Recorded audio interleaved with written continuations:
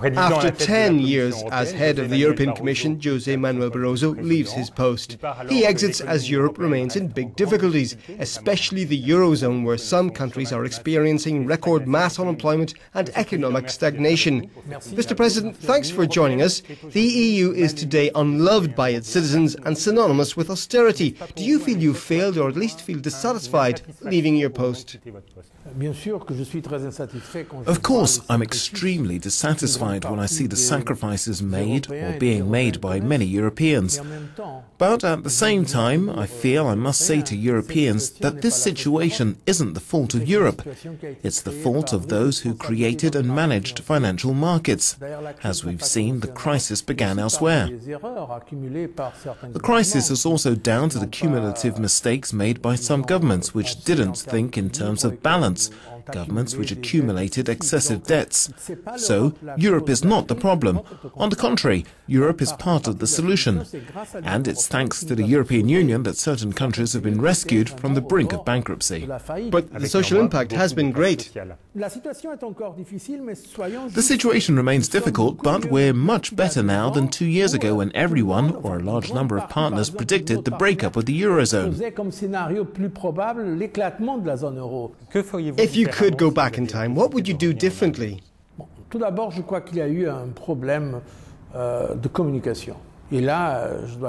First of all, I think there was a communication problem.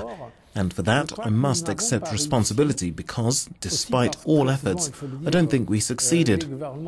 Also, I must say that very often governments fail to work with us towards explaining to Europeans the origin of the crisis, the causes of the crisis, and what we were doing about it. So, in my opinion, from a political point of view, we didn't have much room to maneuver. As the Commission, we operate in a strict framework imposed by governments which don't always want to be generous with those in difficulties. You're saying there was a lack of solidarity between member states. I would have preferred it if it was more forthcoming. Okay, but what would you say to those who accuse you of not being sufficiently firm? They say you could have taken the initiative when some states displayed a lack of solidarity. I'm thinking notably of Germany, which took some time to react. No, first of all, we did take the initiative. All the legislative initiatives were initiated by the Commission. If today there's a banking union, it's because of the Commission. I remember the first time I spoke of a banking union, there were some countries which replied, "You can't talk of a banking union because it's not in the treaty." Yes, I said, it's not, but we need banking union to achieve the objectives of the treaty. It's true that during the crisis, because of the sensitivity of the markets, I didn't want to add my voice to the cacophony.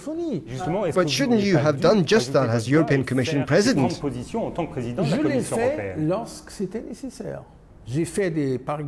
When it was needed, I did. I made very strong requests demanding that Germany help Greece, saying there would be dramatic consequences if there was no favourable decision. At the same time, I went to Greece to tell the government it had to end the political confusion if it wanted to earn the trust of other member states. What I did, discreetly with governments, our partners, was to search for a solution. And today these countries are in a better shape than 2 years ago. However, you were fiercely criticised for your handling of the euro crisis. How do you respond to your detractors? National politicians, when things go well, say it's because of their actions. When things go badly, it's the fault of Brussels. That's the reality. We don't yet have a sense of responsibility towards Europe, and I regret that. I've said to all governments and heads of states that they must give up this perspective, because one day they'll need to count on the support of their people for Europe to stay in the Union, and they won't have it if they systematically undermine the work of the European institutions.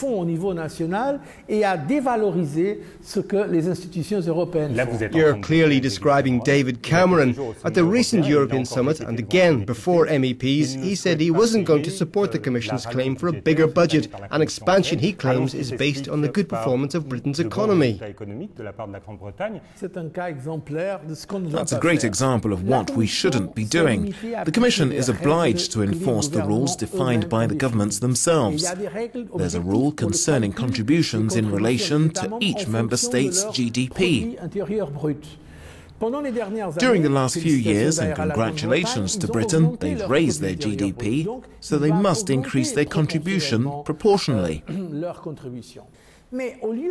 Rather than presenting it in those terms, the British Prime Minister came out with a diatribe against European institutions. How do you feel in the face of such anger? Well, it's unacceptable. Aren't you tired of being treated in this way? I don't agree with this sort of behaviour. I think it's always a mistake. Why is it a mistake? Because Mr. Cameron always says he wants Britain to be in Europe. He wants a referendum to confirm its place in the EU. Référendum pour confirmer le Royaume-Uni dans l'Union européenne.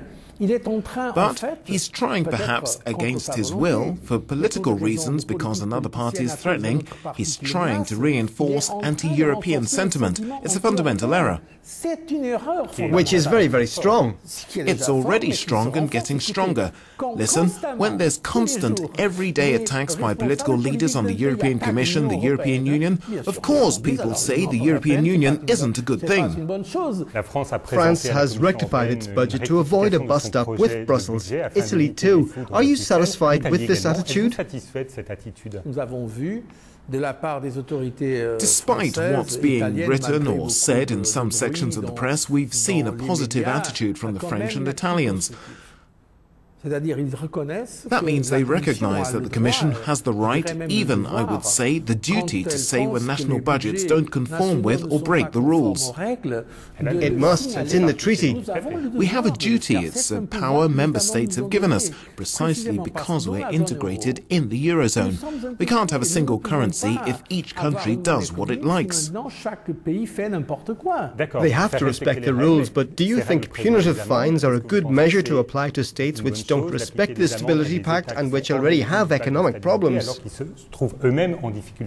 That's why member states have to respect the rules to avoid this scenario, a scenario that's very, very negative. The next Commission must continue this work and see with governments of each country. There are 5, even though everyone always talks about France and Italy, there are 5 others who've needed the Commission's financial help. Talking of your successor and the new Commission, do you have any advice to give? I won't give any advice in public. Successors don't like to receive counsel in public. Now it's him who's president. It's not me, and of course he has my full backing. I wish him and the Commission and Europe the very best. Manuel Barroso, merci beaucoup. Merci à vous.